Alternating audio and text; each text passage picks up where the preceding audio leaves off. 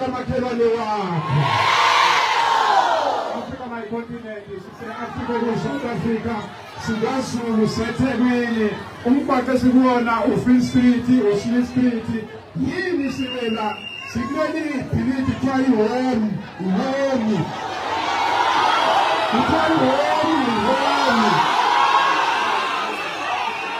Siyakhumbula umuga isiga isehlo ngo-2023 kulengane ebifunda i-UKZN eyaba lapha ku-7th floor yazotholakala ku-2nd floor waphinda-ke manje ngaloya mgqibelo kwaba amawele akwaDlamini awa lapha ku-4th floor ayotholakala lapha e-basement.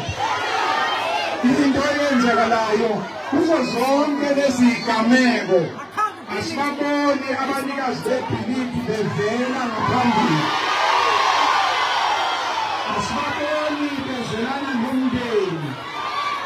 Into ebizokwenza kube lula ukuzwelana nomndeni ukusinikeza nje i-footage ukuthi yini ngempela eyenzekile. Kodwa-ke angisikubanike engizokusho nje ukuthi thina simele ubuntu, izwe lethu, abantu abazoshintsha leli izwe ithina. Abantu khona i-operation ethi #nenzani layizwi. Kule operation ethi nenzani layizwi. Sizobuza lokho-ke ukuthi-ke nenzani leli bhilidi, nenzani layihome. Izobulawa izingane zethu i-slaughterhouse leli bhilidi. Izingane zisezofunda, hayi ukuthi zizobulawa. Yilokho sakhuluma ngabo ngizanikeza abaphathi bami, kodwa ngokubalulekile uma sekwehlele siyisehlo lesi sigameko asibambane ngesandla, siduduzane, siphende indlela yaphambili. Yabona abantu bakwaDlamini ngendlela emasingathe ngayo emafonini kuma-akhawunti, sibonile umngcwabo ade semngcwabeni Thangi, umngcwabo ube ngalendlela lesifisa ngayo. Siyabonga kakhulu Africa my continent, izwe lokwakhiwa ithina. I thank you.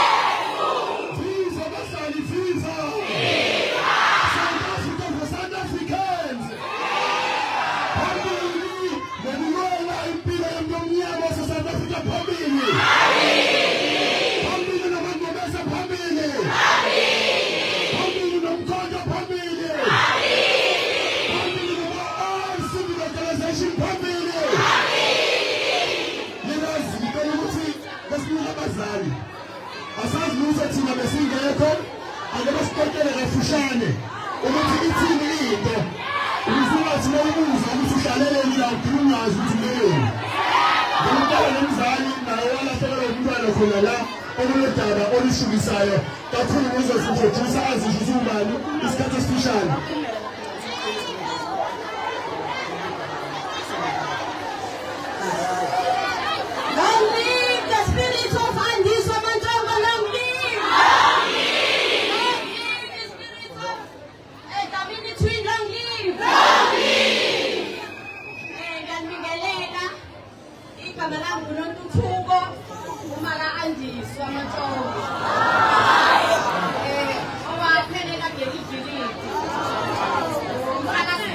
Ngomhlaka 16 February 2023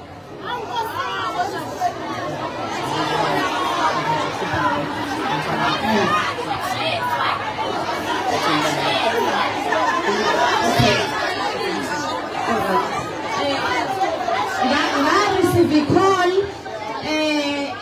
ngivele emaphoyiseni ala eThekwini ngalo ilanga lelo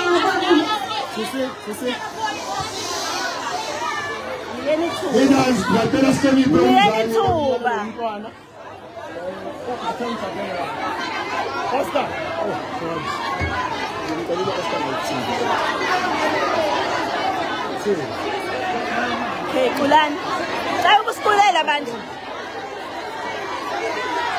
Tayo kuskulela. Sala ni sa mic.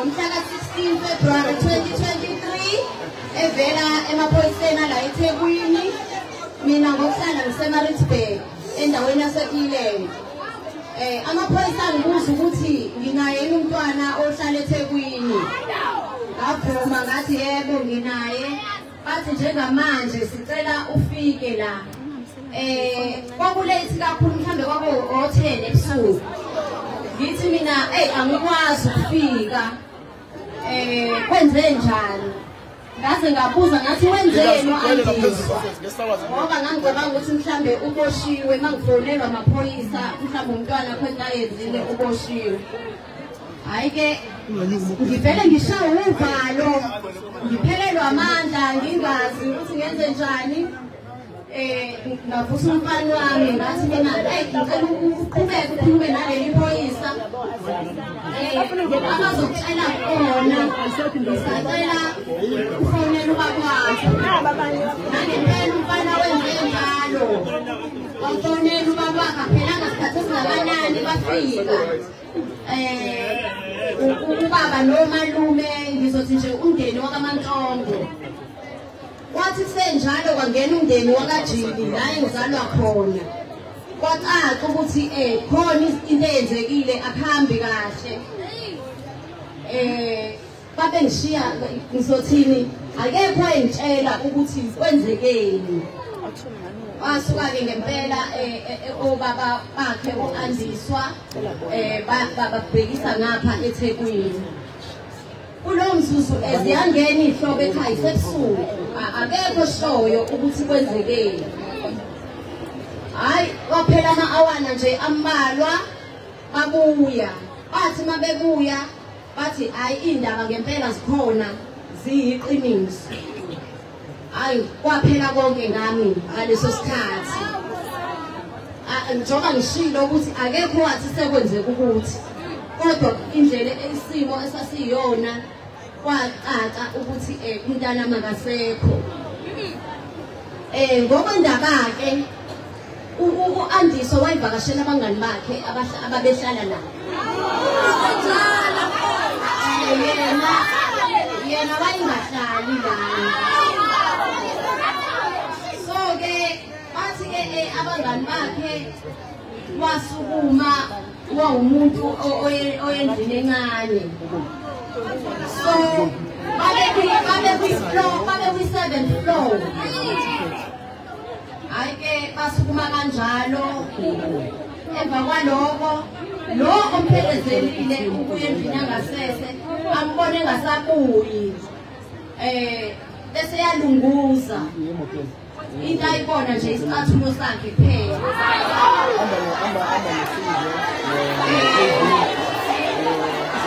kuphela asibone so kuphela ke kanjalo kumntanami akukho ke emake ngaxenwa abanikazi baleli ibhizinisi esikulona bakaze basho lutho kulo. Lelokhu igama kuze kube namhlanje abashongo lutho nomseshi loyo weqala kade ukhuluma naye ngo-2023.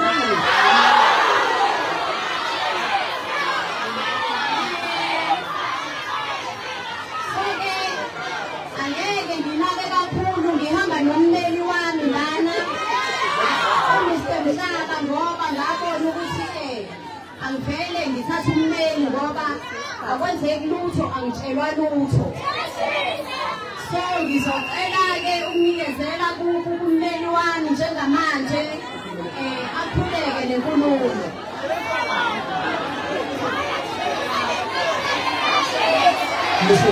Sicela nje ukwazi ukuthi uqala selahamba kangakanani ngokuphunyuza umthetho uyakuthola ukubambisana namakhaya.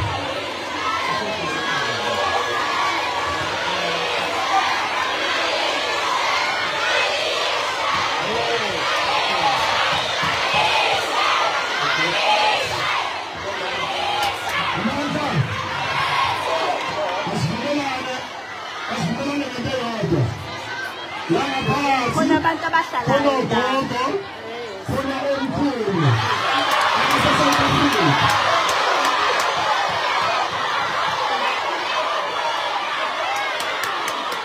okay siyavuma mina ngiyavuma ukuthi abaphume kodwa before baphume fanele bakwazi ukudlula la kuthina okay sazokhuluma afuna umlenze sazokhuluma ngakho bese sidlulela phambili ngishilo ngathi ngeke kwenze into esiyithanda sonke ngamina abenyuzulu bakhuluma nawe la uqala lelo esikhona enkantolo High Court United States. Sibalekala ukuthi yekufani le ngabanikazi abawalezilisa. Bakho-ke okukhona ukuthi ingane le yasho andiswa ipolisi ngokuthi baphinde bakhokhele ubuhlungu abadlule khona abomndeni baka-Andisa. Njengamanje siyaqhubekana necala kuzofika-ke la okufanele khona niye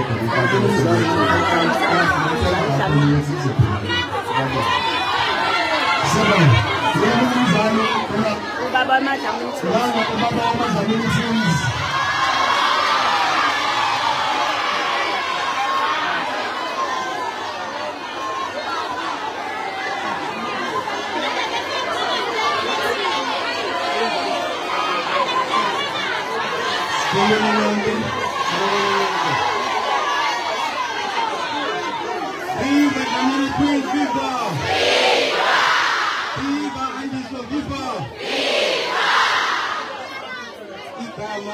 Ukhaya Dlamini, ubaba wamawele, uAphile noAphelele, amawele alimale lapha ekhoni ngomgqibelo ngomhla ka-18. Kwakuntambama, ukunichazela nje kancane, bese ngingachaza kakhulu kwi-media, kodwa ngiphinde futhi nginichazele. Kwakuntambama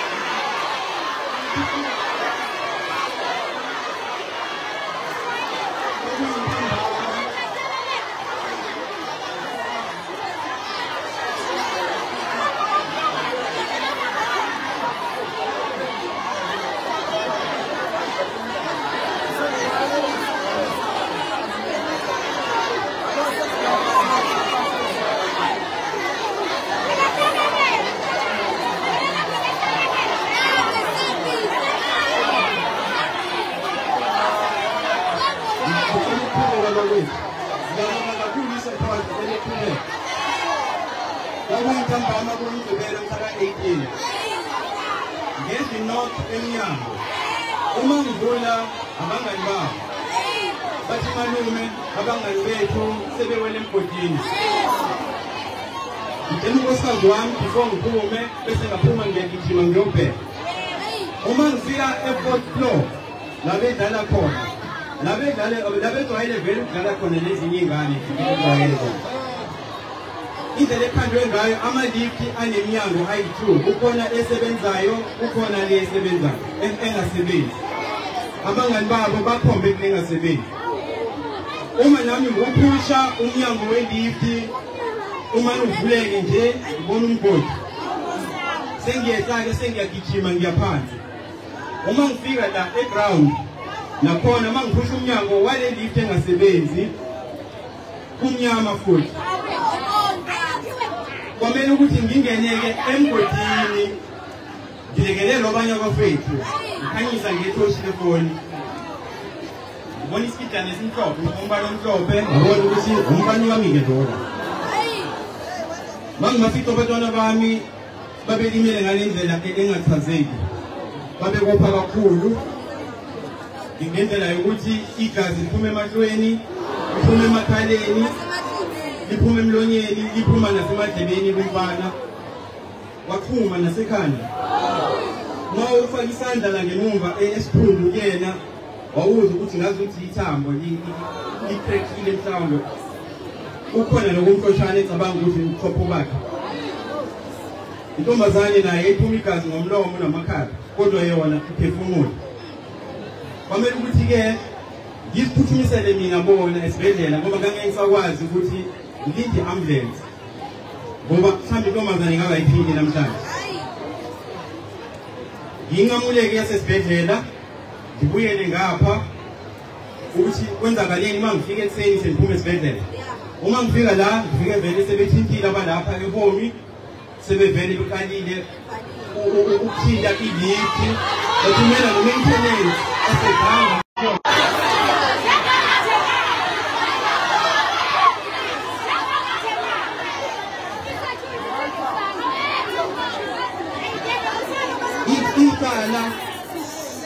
ikhala lavulwa ngesonto ekuseni ikhathi kwaku-11 amaphoyisa afika ezovula icala athatha istatement emoshwari ngasisayina abesethi kumina hamba sokufonela awezanga nami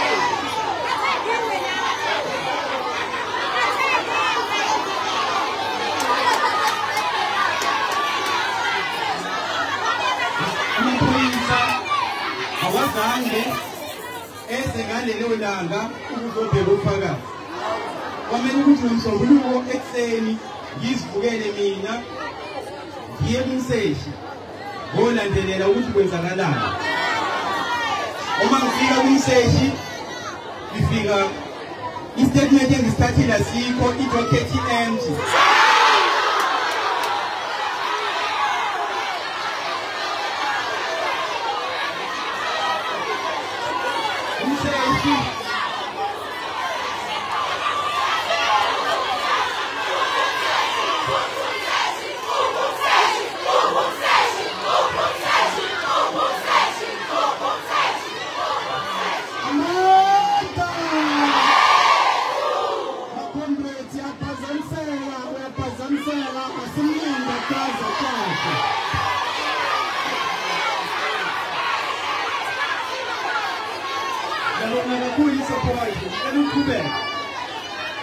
igama lomseshi udetective Ncube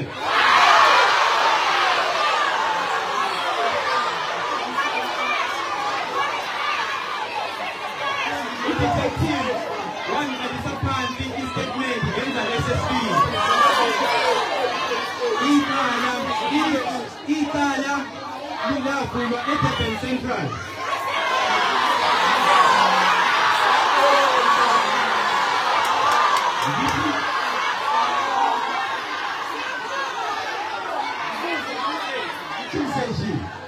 ngithimseshi istatement ngasithatha emoshwari sithi na amaphoyisa athatha istatement kwakusetsheni ngobese nosetsheni Diyase.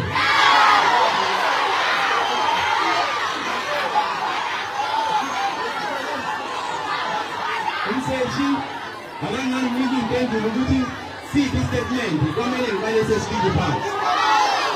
Kwafika lapho sekumele ahambe nami ezela azobheka ubufakazi. Umseshi wangitshela ukuthi imoto azikho.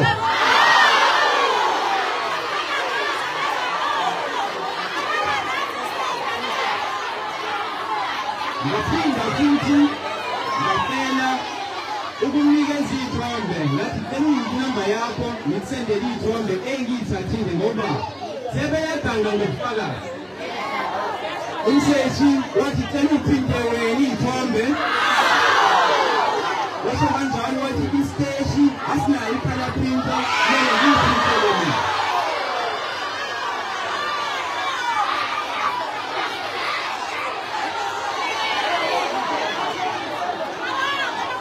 Ngahlala isikhathi esingango-30 minutes kuya 45 minutes. Emva kwaloko wathi umseshi kungcono uhambe ngizokufonela imoto eseyikhona ngahamba-ke selobheka indodakazi yami esibhedlela. Umseshi akazange angifonele. Emva kwalokho wazifikela yena emva kwami engatshelanga muntu ukuthi uza la futhi ehamba yedwa bengekho abantu abazothatha ubufakazi ngendlela yamaphoyisa ye-forensic. Uhomi uyani ukunginika ifootage banginika u-teddy bear noplastiki wokhozi. Sibonela ukulungiswa sifuna ifootage. Ngiyabonga nonke abakhona nabangekho, ngiyabonga kakhulu.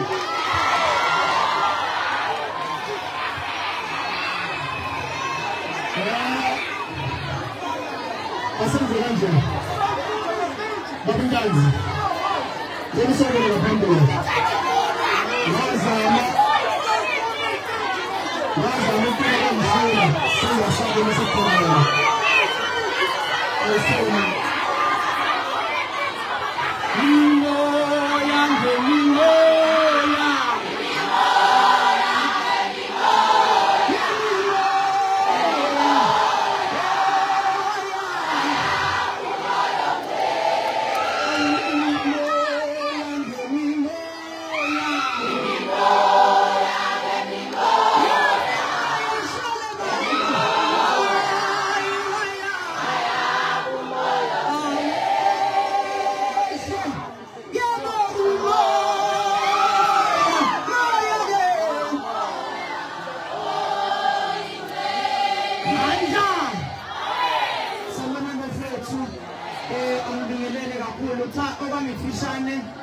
Njengobaba wase-South Africa onabantwana, njengomhlali wase-South Africa, a citizen, ngizophetha nje my support to stand with abantu bakithi abathi enough is enough.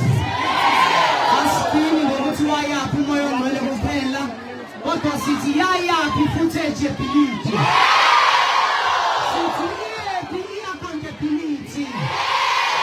Sithi kanti i-justice yona iphi. Abantu bayalingana phambi komthetho, yini pho abanikazi bebhilidi benga-account na? Yebo nje sibuzayo, sibonile izinto zenzeka eSouth Africa sathula. We are saying we cannot remain silent anymore. As people of influence, I'm urging everyone on the influence of South Africa to stand up. Sidifende abantu bethu. Sidifende abantu bakithi. Ufike kwaba-Phoenix sathula. Kwenzeka izinto, kwashaya abantu, kwabulawa abantu sathula. Manje sithi sekwanele umthetho awenze okufanele ukwenze. Akukabusi ukuvikela abathize bese kuthi abanye beyeke. Amen. Ngomhlaka 7 November indlela iyophoyinti. Asilinde, asithuli. We will make noise, we will march until we win.1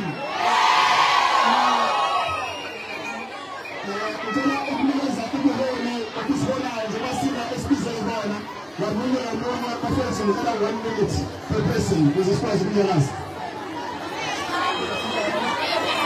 Manda! Weto! Manda! Weto! Manda! Weto! Igama lami ngumlungisi Zondo Makenza. Angifunile umosha isikhathi. Ngicabanga ukuthi isikhathi sey'pishi sesiphelile. Sekumele manje kukade ukuthi kwenzakalani. Kodwa ngaphambi kokuthi ngiqhubeke, bengicela umphathi wohlela mvumele mhlawumbe sibhedlela abantu abasemva kwakhe abanayo iflethini abafuna ukuphuma. Ngaphambi kokuthi sisho ukuthi kuzoyenzakalani. Sekubabhedlela abantu abahlala ngaphakathi bephuma. Engakwenzi lutho, abaphume nje.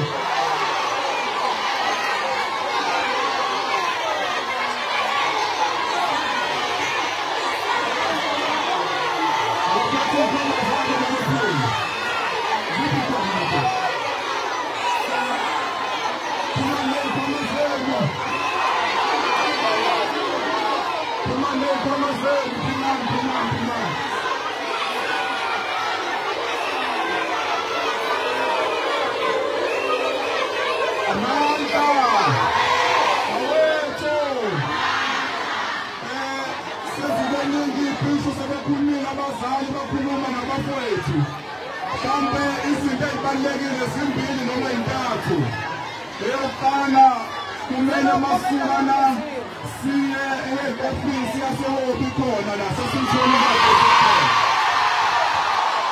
Okwesibili, kumele masukana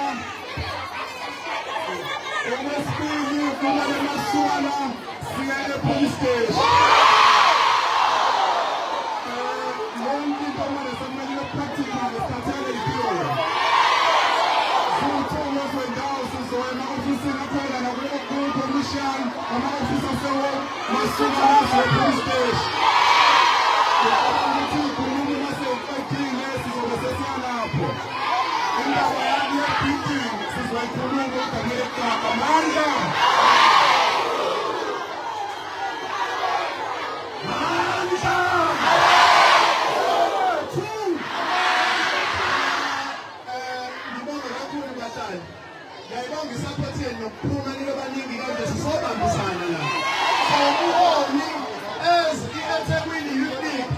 Never let business be business as usual.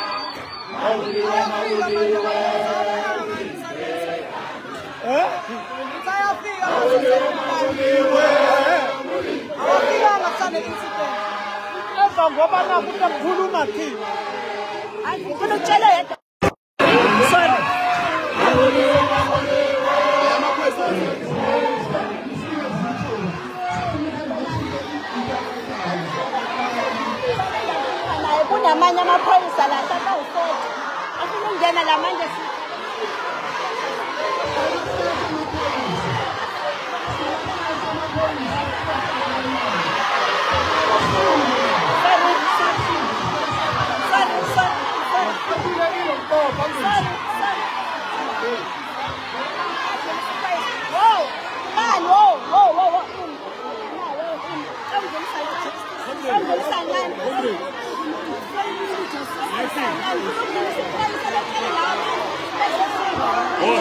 What?